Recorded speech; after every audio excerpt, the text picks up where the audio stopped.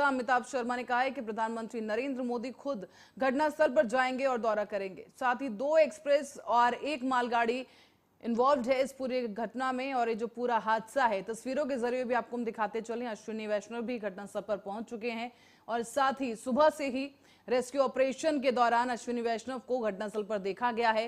ये तस्वीरें हम आपको दिखा देते हैं, जहां पर आप देख सकते हैं कि रेस्क्यू ऑपरेशन है और करीब 300 से ज्यादा एनडीआरएफ के जो कर्मचारी हैं रेस्क्यू करने में जुटे हुए थे और करीब टीमें जो हैं एनडीआरएफ की तरफ से लगाई गई थी। यहां पर घटनास्थल पर बालासोर और घटनास्थल के लिए 3 टीम गठित की गई थी। करीब 39 ट्रेन डाइवर्ट रूट उनका शुरू कर दिया गया है और जो जिम्मेदार हैं वो उस पर कार्रवाई करेंगे और साथ ही जो आरोपी होंगे उन पर भी कार्रवाई की जाएगी।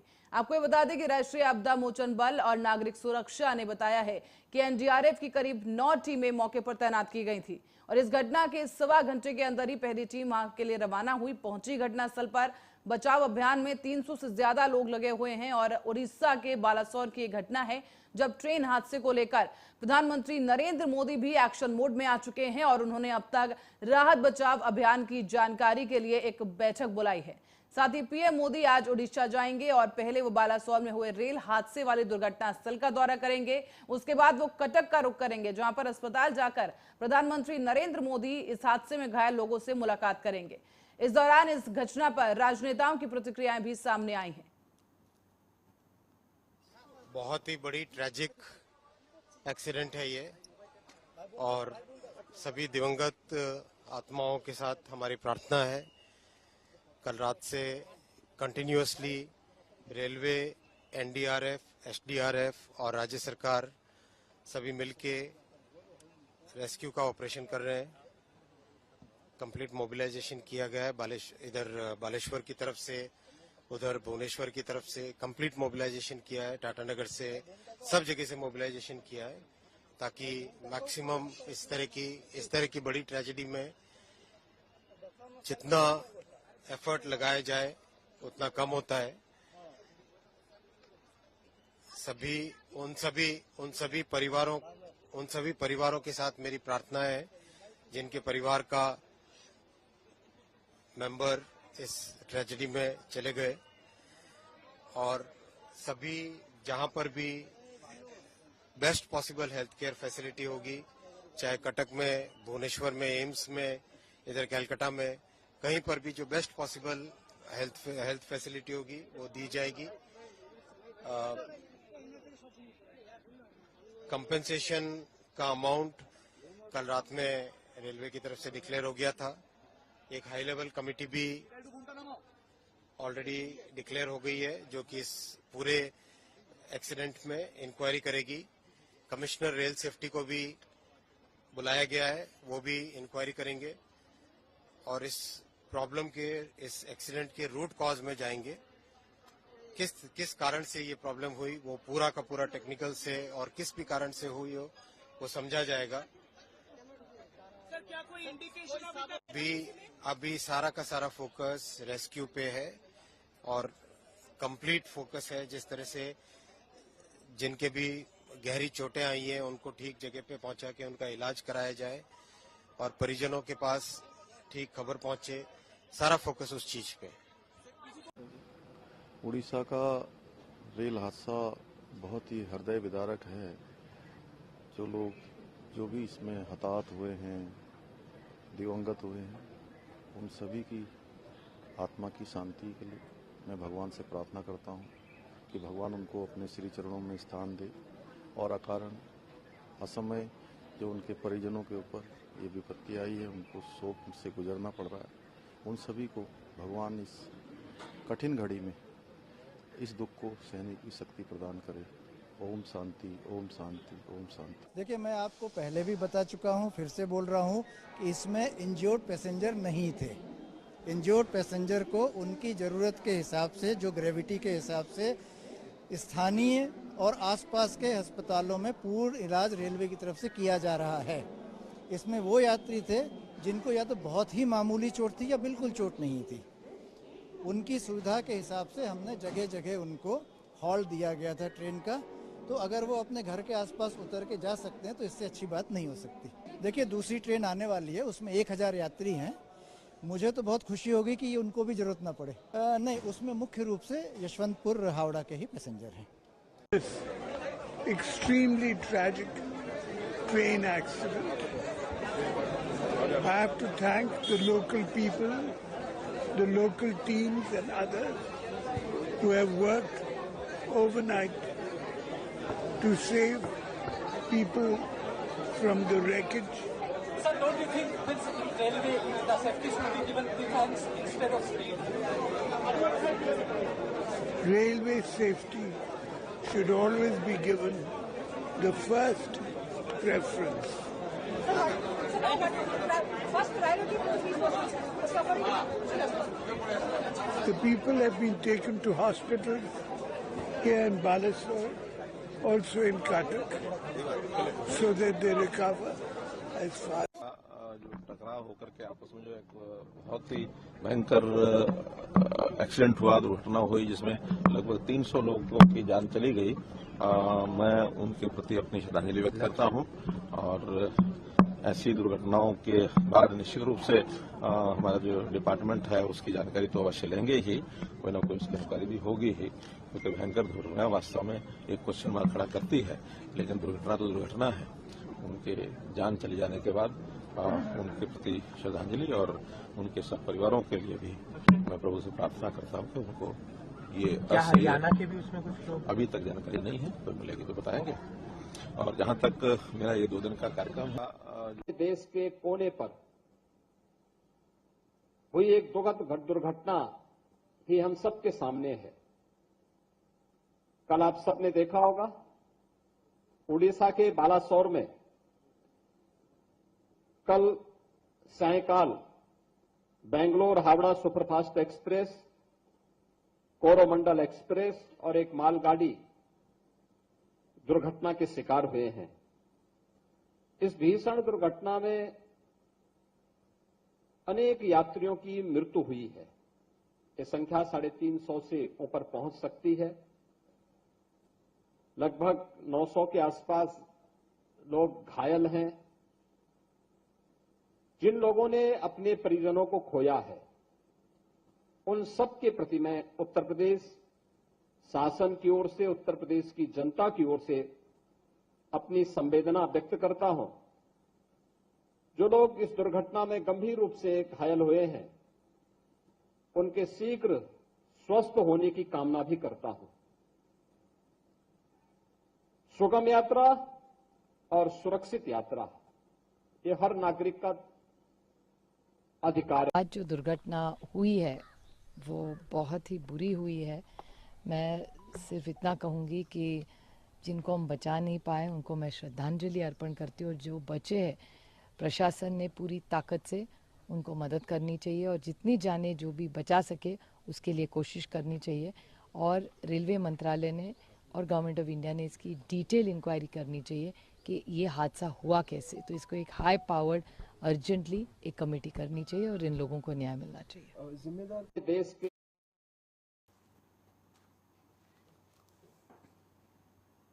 और उड़ीसा में हुए इस भयानक ट्रेन हादसे ने हर किसी को विचलित करके रख दिया है। जो तस्वीरें सामने आ रही हैं, जो हमने भी आपको दिखाई हैं, वो वाकई काफी परेशान करने वाली हैं।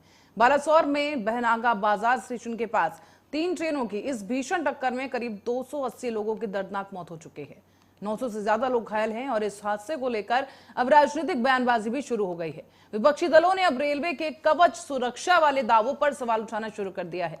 दरअसल यूथ कांग्रेस के राष्ट्रीय अध्यक्ष बी श्रीनिवास ने इस हादसे को लेकर केंद्र सरकार पर हमला बोला है। उन्होंने ट्वीट करते हुए निशाना साधा। ये ट्वीट हम आपको दिखा रहे हैं आपकी स्क्रीन पर, जहां पर आपको बता दें कि एक तरफ हैं अश्विनी वैष्णव रेल मंत्री, जिन्होंने ये दावा किया था एक वीडियो में कि कवच सुरक्षा तकनीक से लैस होंगी अब ट्रेनें, और इस सुरक्षा तकनीक के बारे में वो बताते हुए नजर आ रहे हैं। इसी को लेकर कांग्रेस नेता ने रेल मंत्री अश्विनी वैष्णव का एक पुराना वीडियो शेयर करते हुए ट्वीट किया है और लिखा है कि जब एक ट्रेन डीरेल होकर दूसरी रेलवे ट्रैक पर आ गई थी तब कवच कहां था।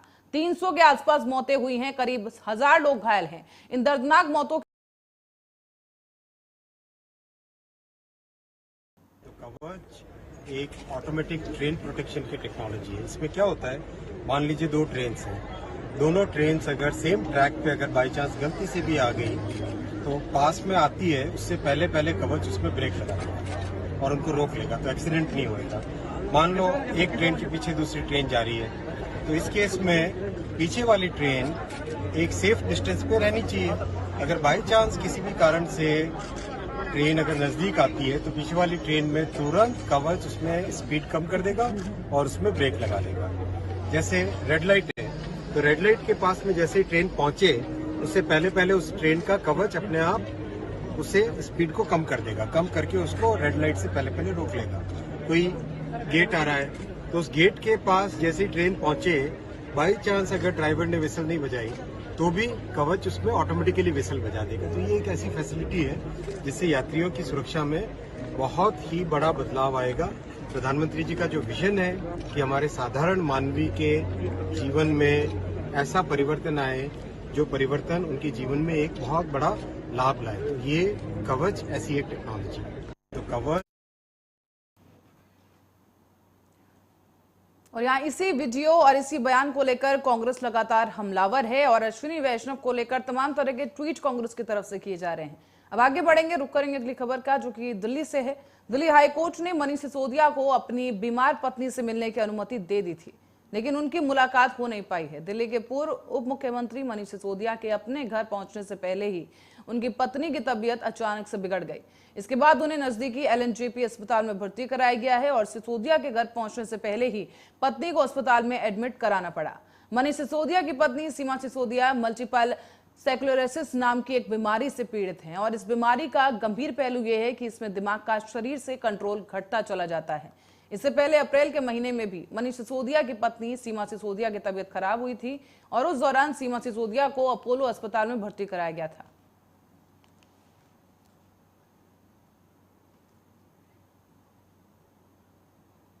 बाबा बर्फानी की यात्रा की तैयारियां जम्मू कश्मीर में जोरों पर चल रही हैं। 1 जुलाई से अमरनाथ यात्रा की शुरुआत होने जा रही है और 30 अगस्त तक ये यात्रा चलेगी।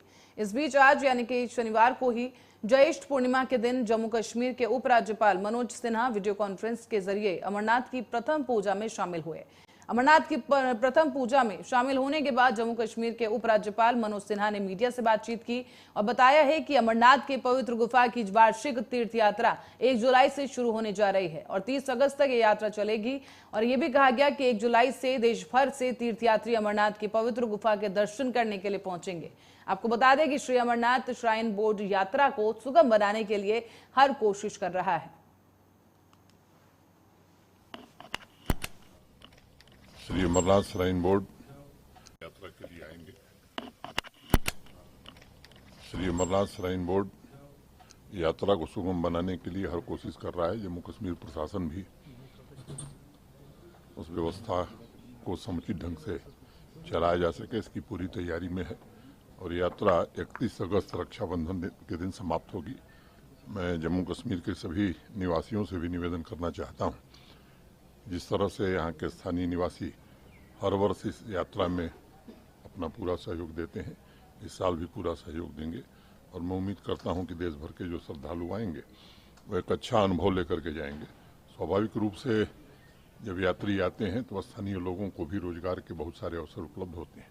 मैं समझता हूं कि यात्रा में जितने ज़्यादा से ज़्यादा श्रद्धालु आएंगे, यहाँ के लोगों की इकॉनमी और बढ़ेगी। तो अगर रोड की बात करें, रोड सब ठीक है अभी? रोड ये सच है कि इस साल बर्फबारी बहुत हुई है, लेकिन बीआरओ ने काफ़ी अच्छे ढंग से काम किया है और मैं उम्मीद करता हूं कि आने वाले कुछ दिनों में रोड पूरी तरह से ठीक हो जाएगा। मध्य प्रदेश के दतिया की ओर रुख करेंगे, जहां प्रदेश के गृह मंत्री डॉक्टर नरोत्तम मिश्रा ने अपने 4 दिवसीय प्रवास के दूसरे ही दिन ग्राम हलतब में लाडली बहना योजना के तहत गांव की 367 महिलाओं को स्वीकृति प्रमाण पत्र वितरित किए हैं। उन्होंने कहा है कि जिन महिलाओं को प्रमाण पत्र दिए जा रहे हैं उनके खाते में 10 जून से एक करके 1000 रुपए प्रति माह शासन की ओर से पहुंचाया जाएगा।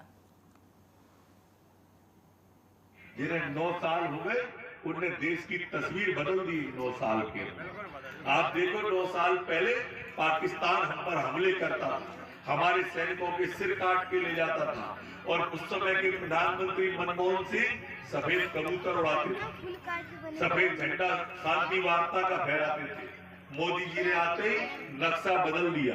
अब पाकिस्तान से गोली आती है तो हिंदुस्तान से गोला जाता है, गोला सीधा।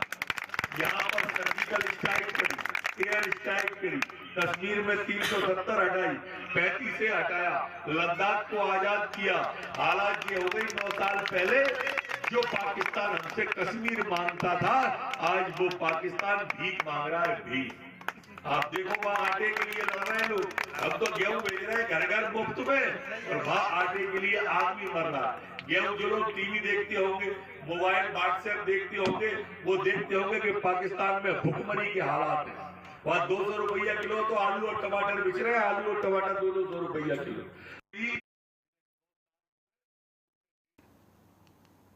और उज्जैन जिले के बड़नगर तहसील की सरसाना ग्राम पंचायत क्षेत्र में मेहनत मजदूरी कर गुजर बसर करने वाली विधवा गरीब महिला और उसका मासूम नाबालिग बच्चा, ये दोनों माँ बेटे खुले आसमान के नीचे रहने को मजबूर हैं।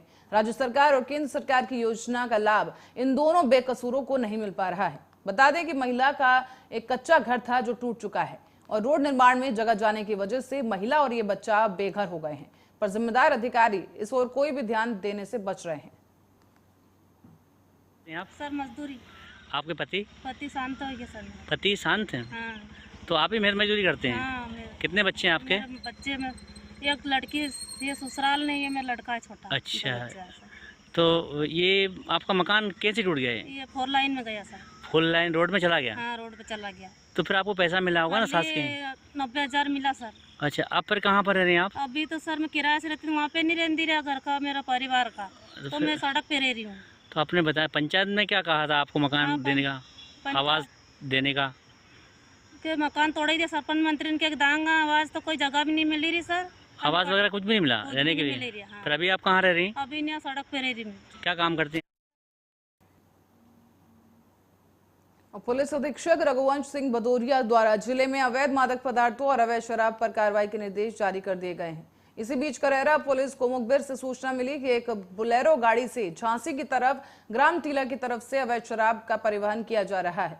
सूचना पर पुलिस ने टीला तिराहे पर वाहन चेकिंग की और इस दौरान गाड़ी में 7 पेटी देशी शराब और 63 लीटर और साथ ही 23 पेटी बियर अवैध शराब बरामद हुई है। करीब 276 लीटर जो है शराब बरामद की गई, जिसकी कीमत लगभग 1,50,000 रुपए आंकी जा रही है। आज बीती रात्रि को मुकुल द्वारा सूचना प्राप्त हुई कि टीला का महाशिव राय अपनी लाल बोलेरो में अवैध रूप से शराब भरकर गांव तरफ ले जाने वाला है। उस सूचना पर से टीला रोड पर दबिश दी गई तो आरोपी अपनी बोलेरो गाड़ी में 30 पेटी शराब रखा रखा, जिसमें चेक किया गया तो 7 पेटी देसी ब्रांड शराब की थी, 23 पेटी बियर की थी। कुल 1.5 लाख रुपए की शराब थी तथा एक बोलेरो जब्त की गई है। कुल कीमत 5,50,000 रुपये का माल जब्त किया गया है। आरोपी के विरुद्ध 34 लोगों की कार्रवाई की गई है। आरोपी से अन्य आरोपियों के संबंध में जिसके सप्लायर हैं, जो सप्लाई करते हैं या गांव में दर डाल रहे हैं, उनके संबंध में विस्तृत पूछताछ की जा रही है। और शिवपुरी जिले के करैरा में पिछले दिनों उदय नारायण शर्मा से 13 लाख रुपए की ऑनलाइन ठगी की गई। इस घटना को गंभीरता से लेते हुए शिवपुरी पुलिस ने ऑनलाइन ठगी करने वाले आरोपियों पर सख्त कार्रवाई के निर्देश दिए, जिस पर तुरंत ही एक्शन लेते हुए करैरा पुलिस ने ट्रेस करते हुए आरोपी मोहम्मद फरदोश रहमान को मालदा पश्चिम बंगाल से गिरफ्तार कर लिया है। पूछताछ किए जाने पर उसने अपने साथियों के साथ मिलकर 13 लाख रुपए की ठगी करने का जो जुर्म है वो कबूल कर लिया है। साथ ही उसने भी बताया कि वो 13 लाख रुपए अलग अलग खातों में ट्रांसफर किया जाता था और साथ ही पुलिस ने जिन खातों से पैसे गए हैं उन खातों को साइबर के माध्यम से होल्ड करके कार्रवाई शुरू कर दी है। आज से 2 माह पूर्व उदय नारायण शर्मा जो टीचर है, करैरा के रहने वाले हैं, उनके खाते से 13 लाख की ऑनलाइन ठगी हुई थी। इस संबंध में उदय नारायण शर्मा ने धारा 420 का मुकदमा काम कराया था। इस संबंध में जब इसकी विस्तृत गहन विवेचना की गई तो ऑनलाइन जो ठगी गई तो उनके खाते कहाँ ले गए, उनके खाते को सीज कर दिया गया, जिनके खाते में जो पैसे ट्रांसफर हुए थे। तथा अनुसंधान के दौरान एक आरोपी फरदोश मुसलमान निवासी मालदा पश्चिम बंगाल पर ट्रेस किया गया, उसको गिरफ्तार किया गया है। उससे अन्य आरोपियों के संबंध में पूछताछ की जा रही है। आज से 2 माह और छिंदवाड़ा से खबर है, जहां कलेक्टर श्रीमती शीतला पटले के द्वारा शासकीय महारानी लक्ष्मीबाई उच्चतर माध्यमिक विद्यालय छिंदवाड़ा में संचालित किए जा रहे 4 दिवसीय CCLE प्रशिक्षण कार्यक्रम का आकस्मिक निरीक्षण किया गया है। निरीक्षण के दौरान MT और उपस्थित 250 से अधिक सहभागियों के द्वारा प्रार्थना गीत गाए गए और उसके बाद कलेक्टर पटले ने इस अवसर पर कहा है कि शिक्षक बच्चों को अच्छी गुणवत्तापूर्ण शिक्षा प्रदान करें, स्कूल में समय पर पहुंचे और शिक्षा से संबंधित अकादमिक और शैक्षणिक बातों पर ज्यादा ध्यान दिया जाए। साथ ही उन्होंने इस दौरान अपने स्कूल के दिनों के अनुभव भी साझा किए और इस दौरान कहा कि स्कूलों के प्रधानाचार्य और शिक्षकों को स्कूल में साफ सफाई का, स्वच्छता बनाए रखने का खास ध्यान देना चाहिए।